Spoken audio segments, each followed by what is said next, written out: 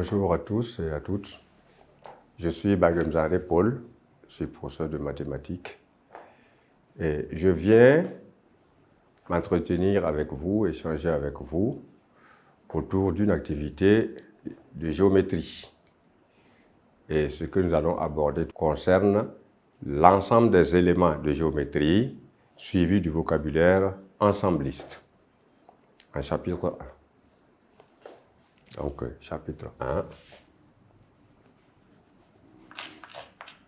Nous sommes en activité géométrique.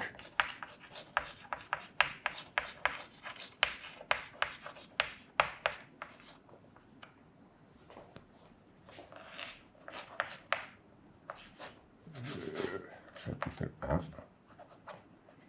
Voilà.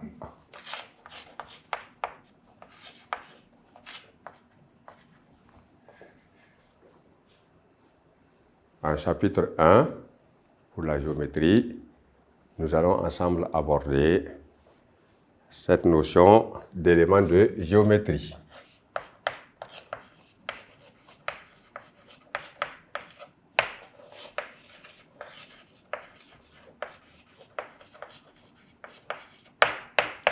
Suivi donc du vocabulaire ensembliste.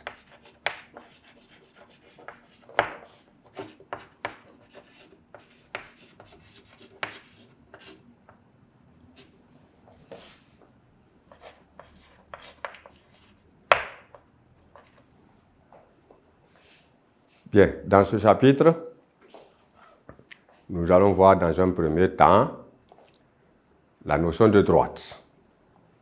Lorsqu'on vous parle de droite, à l'école primaire, vous avez déjà vu un peu ce que c'est qu'une droite.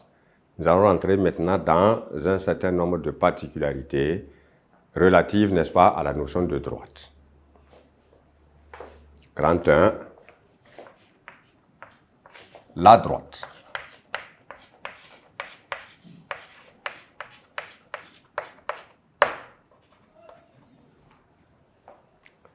Alors, si nous parlons de droite, c'est un peu comme si vous voyagez et puis vous empruntez une voie qui vous mène d'un bout à un autre. C'est une droite que l'on peut dessiner pour traduire qu'on est parti d'un village A à un village B.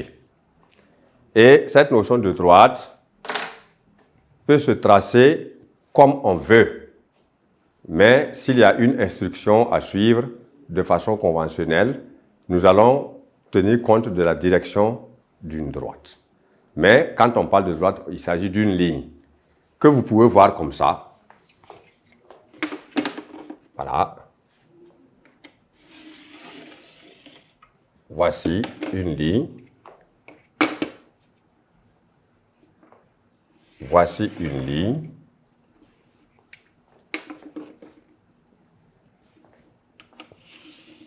Voici une ligne, et pourquoi pas, voici une ligne.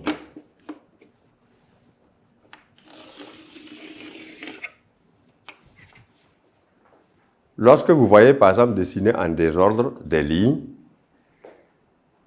nous sommes en présence d'un certain nombre de droites.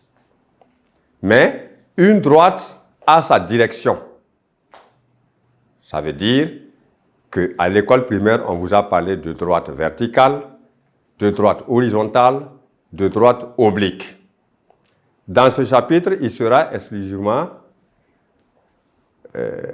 pris en compte des droites horizontales, des droites obliques. Alors, vous voyez bien que parmi tous ces dessins que nous avons faits, c'est l'espace que nous avons qui délimite simplement notre droite. Sinon, si on a un espace plus grand que ce que nous avons, la droite peut être plus longue, le trait peut être plus long et aussi long que possible. Alors, nous voyons bien que lorsque nous parlons de droite, vous devez être capable de comprendre déjà que c'est une ligne, pas courbe, pas brisée, pas serpentée, mais droit, comme une aiguille. Voici la règle. C'est l'exemple, par exemple, d'une droite. Que je la tienne dans cette position horizontale, dans cette position verticale, dans cette position oblique de cette direction ou de cette direction-ci, toujours oblique. Alors, dans ce cas, quelles sont les particularités maintenant que nous devons découvrir dans cette notion de droite? Il faut comprendre que quand on trace une droite ainsi, vous ne voyez rien là-dessus.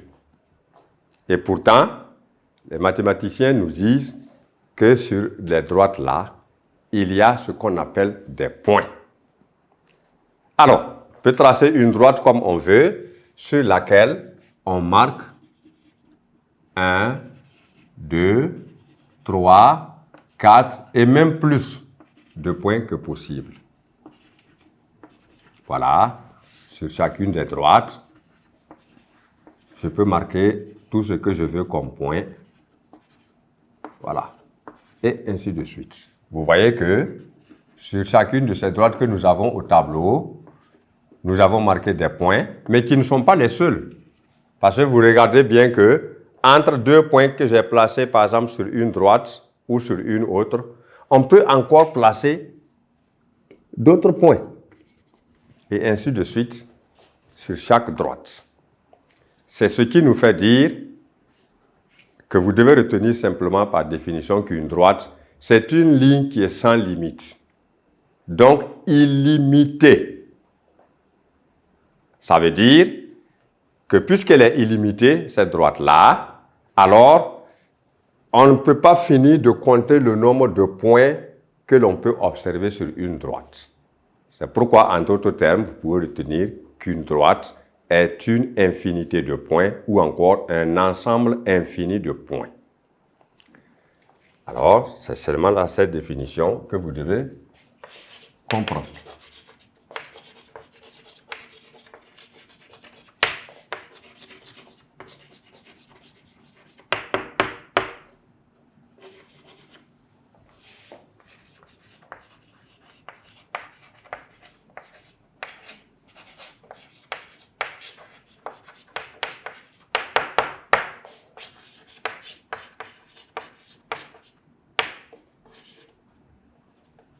Alors, le fait qu'on dise que la droite est une ligne illimitée, donc sans limite, ça veut dire qu'elle n'a pas de début à partir duquel on l'observe, elle n'a pas de fin à partir duquel on ne l'observe plus.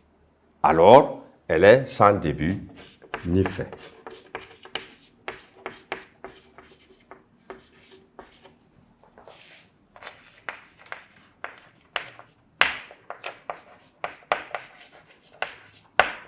Voilà.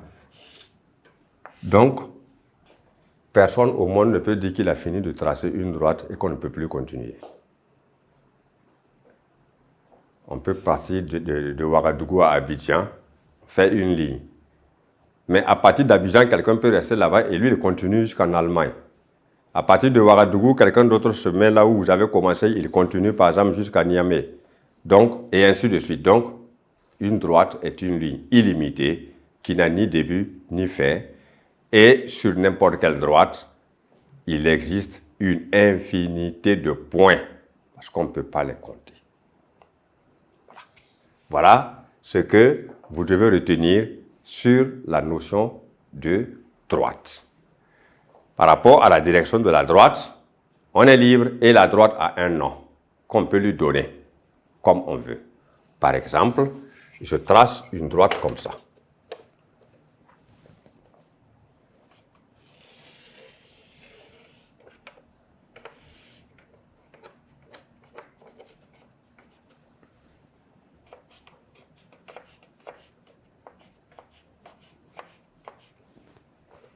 Alors, vous voyez que à chaque bout, il y a des traits en pointillés qui veulent dire simplement que ce n'est pas la limite de la droite qu'on a pu atteindre.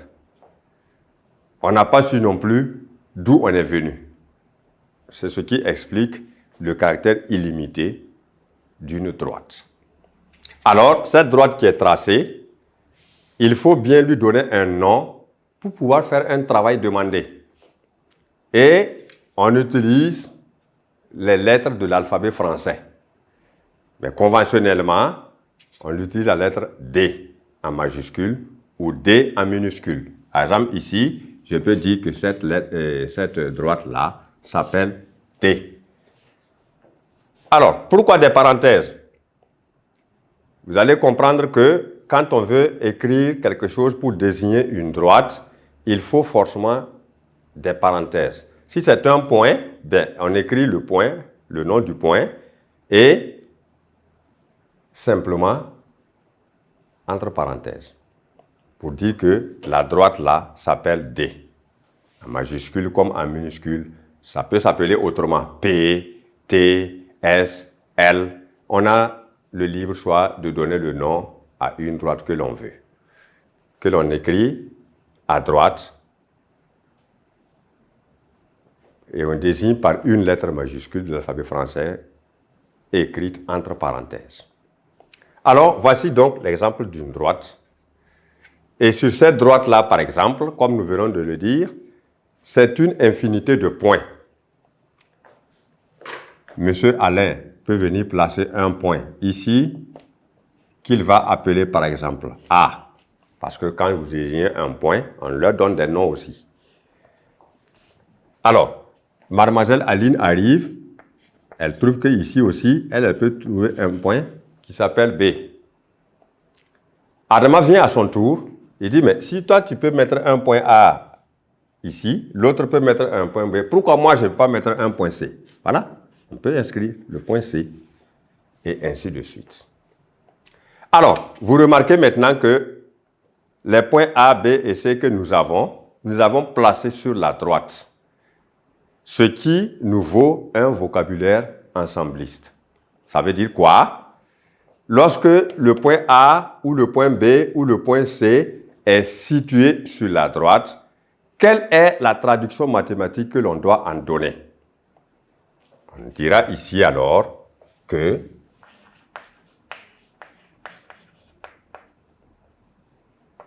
le point A appartient à la droite D.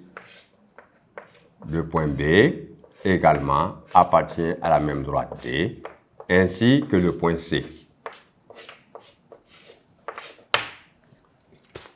On découvre alors une notation que vous n'avez certainement pas vue à l'école primaire, mais qu'il est normal de découvrir à partir de la 6e. Alors, ce petit E que nous écrivons a une signification. Qu'est-ce que lui désigne dans le vocabulaire ensembliste autour de ce premier élément de géométrie qui est la droite?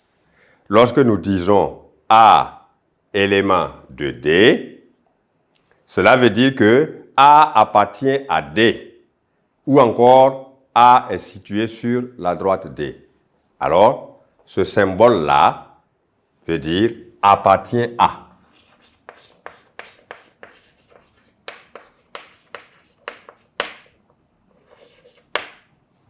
Ou encore est élément 2.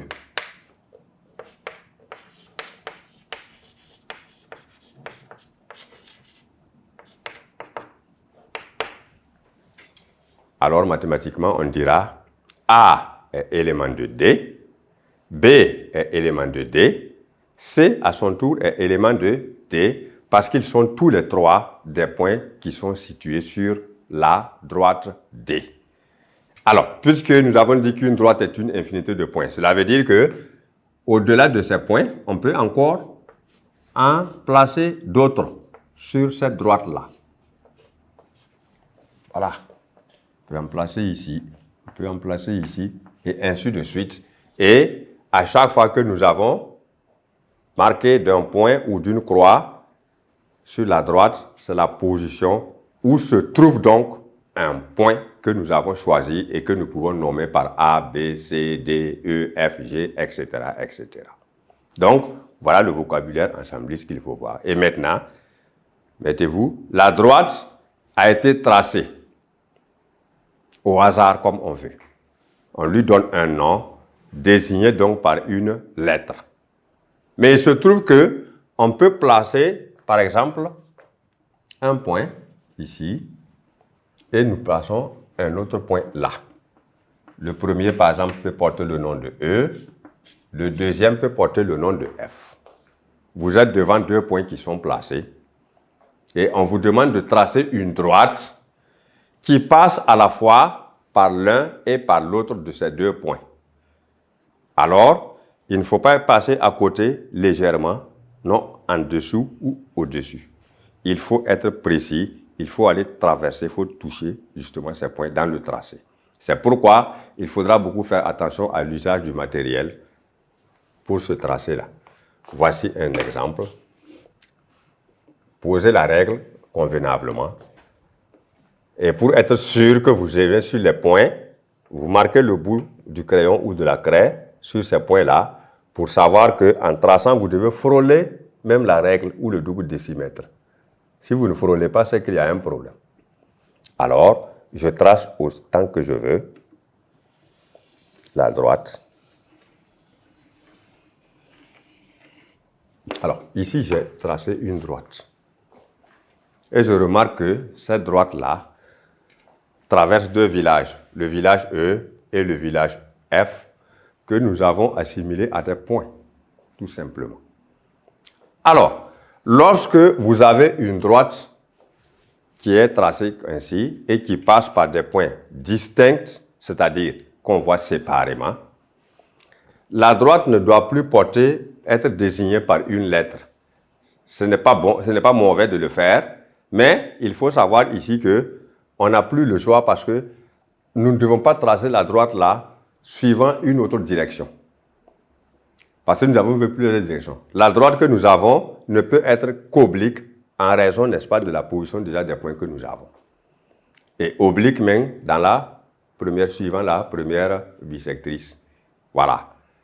Elle pouvait être oblique suivant la deuxième bisectrice. Ça veut dire qu'en ce moment-là, E peut être là, mais en ce moment, F serait ici ou là, et en ce moment, on n'aurait plus une droite orientée de cette manière, mais elle sera oblique dans l'autre sens. C'est ce que ça veut dire. Alors, on peut le faire. Par exemple, si je place un autre point qui s'appelle G, je vais tracer une droite qui passe par E et par G. La droite ne peut plus avoir la même direction que la première. Parce que moi, je dois regarder où se trouvent ces points-là. Et c'est en fonction de cela maintenant que je fais mon tracé. Voilà. Pour être sûr que je traverse chacun des points désignés. Voilà. Voilà une droite aussi, qui passe par deux points, mais qui n'a pas la même direction que la première, parce que dans chaque cas, les trois points E, F et G ne sont pas sur la même droite, donc ne sont pas alignés. Alors, selon le premier ou le deuxième cas de tracé que nous venons de voir, chaque droite a un nom. Dans le premier cas, par exemple, la droite qui passe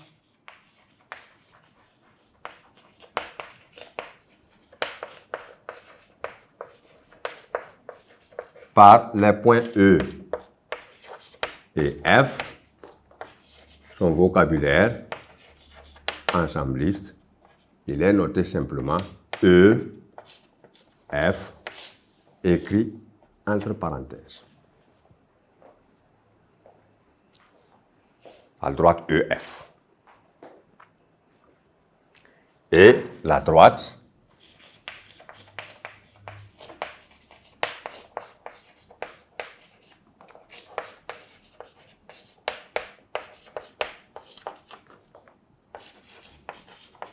qui passe par E et G, elle se note simplement E,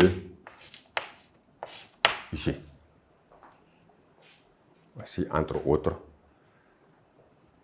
des notations de droite. Quand la droite passe par un seul point, elle n'a pas d'autre nom, on lui donne le nom de D ou de T ou de delta, tout ce qu'on veut. Mais quand c'est par deux points, alors on écrit les deux points là dans l'ordre indiqué.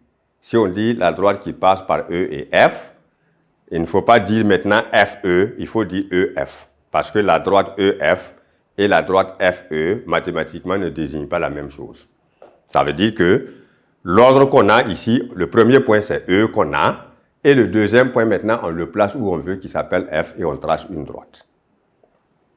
Ce n'est pas le premier point qui est F qu'on a, et on a maintenant choisi de placer le point E autrement. Donc, il faut respecter aussi l'ordre des points indiqués lorsqu'une droite passe par deux points. Donc, voici le dessin. Voilà. Ici, on aurait pu placer deux autres points indépendamment de E et F. On peut par exemple parler HG et on prend le point H à part, le point G à part et on a la droite HG. Voilà, qui sera tracée de la même manière en traversant les points H et G comme on l'a vu tout à l'heure. Voilà. Alors, voici donc pour la notion de droite ce que nous pouvons donc retenir. Quand une droite ne passe pas par deux points choisis, on la désigne par une lettre majuscule qu'on écrit toujours avec des parenthèses. Lorsque la droite passe maintenant par deux points bien choisis et placés, alors elle prend un autre nom et on respecte l'ordre des points dans lequel on a fait le tracé. On écrit les deux points simplement, sans les séparer par une virgule, mais en marquant des parenthèses, parce que s'il n'y a pas de parenthèses, ça donne un autre sens.